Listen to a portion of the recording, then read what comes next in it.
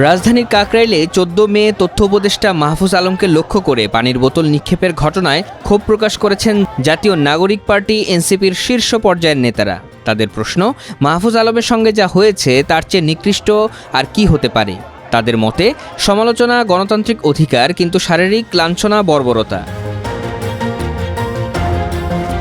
এনসিপির সদস্য সচিব আক্তার হোসেন তার ফেসবুকে লিখেছেন, মাহফুজ আলমের উপর হামলার নিন্দা জানাই, সঙ্গে নিন্দা জানাই যারা উল্লাস করেছেন তাদেরও। হামলাকারী কোন ইন্টেনশনে হামলা করেছে তা এখনও অজানা, সেটা খুঁজে বের করা হোক। এই হামলাকে জাস্টিফিকেশন দেওয়ার সুযোগ নেই। দোষীকে আইনের আওতায় আনা হোক। সঙ্গে যেসব ন্যায্য দাবি নিয়ে জগন্নাথ বিশ্ববিদ্যালয়ের শিক্ষক শিক্ষার্থীরা এসেছেন সেসব দ্রুত বাস্তবায়ন করা হোক। এনসিপির উত্তরাঞ্চলের মুখ্য সংগঠক সার্জিস আলম ফেসবুক পোস্টে লিখেছেন, মাহফুজ আলম শিক্ষা উপদেষ্টা নন কিংবা জগন্নাথ বিশ্ববিদ্যালয়ের দাবিগুলোর সঙ্গে সম্পৃক্ত কোনো দায়িত্বপ্রাপ্ত প্রতিষ্ঠানের সঙ্গে সম্পর্কিত নন। তারপরও তিনি সেখানে গিয়েছিলেন অভ্যুত্থানের ছাত্র জনতার একজন প্রতিনিধি হিসেবে, আপনাদের প্রতিনিধি হিসেবে। তিনি নিজের অফিস কিংবা প্রশাসনিক জায়গায় আপনাদেরকে না ডেকে বের হয়ে রাজপথে আপনাদের কাছে গিয়েছেন। এরপর তার সঙ্গে যে আচরণ হয়েছে সেটার জন্য আপনাদের প্রতি ধিক্কার। আপনাদের আগে কমিটমেন্ট দেওয়ার পরও কেন কাজগুলো বাস্তবায়ন হলো না, সেটার জন্য আপনাদের তো শিক্ষা সচিবকে কাঠগড়ায় দাঁড় করানো উচিত, শিক্ষা উপদেষ্টাকে জবাবদিহি করানো উচিত। সেটা না করে যিনি আপনাদের কথা শুনতে গিয়েছেন আপনারা তাকে আঘাত করেছেন। এনসিপির দক্ষিণাঞ্চলের মুখ্য সংগঠক হাসনাত আবদুল্লাহ ফেসবুকে লিখেছেন, একজন রাষ্ট্রীয় প্রতিনিধি হিসেবে মাহফুজ আলম সমস্যা সমাধানে গিয়েছিলেন। তাকে শারীরিকভাবে লাঞ্ছিত করা কোনোভাবেই প্রত্যাশিত নয়।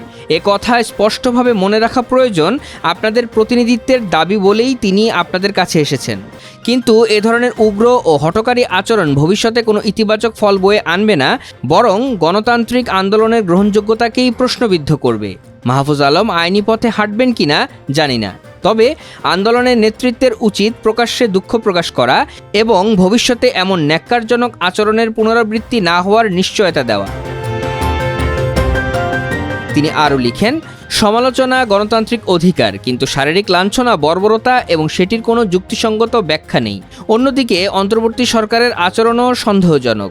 সব জনদাবির সম্মুখে ছাত্র উপদেষ্টাদের ঠেলে দিয়ে সংশ্লিষ্ট মন্ত্রণালয়ের উপদেষ্টাদের নিজেদের দায়িত্ব এড়িয়ে যাওয়ার প্রবণতা স্পষ্ট। জগন্নাথ বিশ্ববিদ্যালয়ের শিক্ষার্থীদের বারবার আশ্বাস দেওয়া হলেও সেটির বিষয়ে কেন এখনও যথাযথ পদক্ষেপ নেওয়া হয়নি সেটিও এই অন্তর্বর্তী সরকারকে স্পষ্ট করতে হবে। এনসিপির জ্যেষ্ঠ যুগ্ম মুখ্য সমন্বয়ক আব্দুল হান্নান মাসুদ ফেসবুক পোস্টে লিখেছেন, আজ মাহফুজ আলমের সঙ্গে যা করেছেন তার চেয়ে নিকৃষ্ট আর কি হতে পারে। মতের পার্থক্য থাকতে পারে, কিন্তু মনে রাখবেন মাহফুজ আলম আমাদের ভাই, ভাইয়ের সম্মানে আঘাত করতে আইসেন না।